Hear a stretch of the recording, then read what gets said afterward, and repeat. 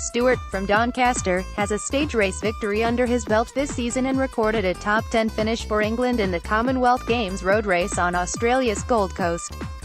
His friends and family will be among hundreds of thousands of spectators lining the roadside for the 4th edition of Yorkshire's own race, and he regards it as a privilege to ride on home roads, against some of the sport's elite.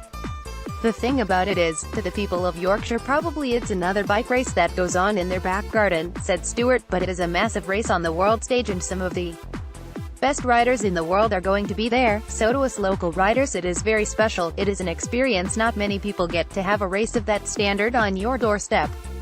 It is what you dream about when you're riding with your mates, sprinting for signs that say, "Welcome to Doncaster," on the outskirts of town. Now it's going to be happening for real. Stewart is a Tour de Yorkshire ever-present, having finished 40th in 2015, 11th in 2016 and 21st last year. Now riding for the JLT Condor squad, he is keen to make his mark on a race which passes close to home on stages 1, which finishes on Doncaster, and 2.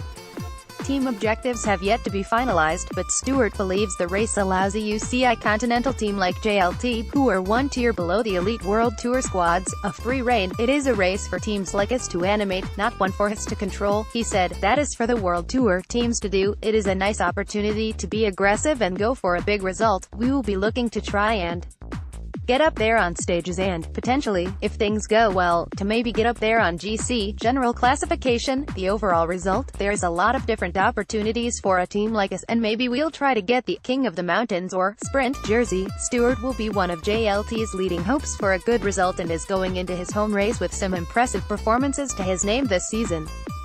He recorded the best result of his career by winning the Tour de Normandie last month, the first British rider to do so since 1985, and was 7th in the Commonwealth Games road race.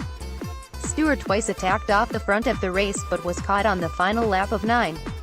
Of his time with Team England, he said, "It was a really great experience for me, for a couple of reasons. I am 28, which is not old normally, but in cycling I'm not a young, up-and-coming rider anymore. I am not old either, but at Commonwealth Games selection is often given to younger riders, so I was very grateful to get it.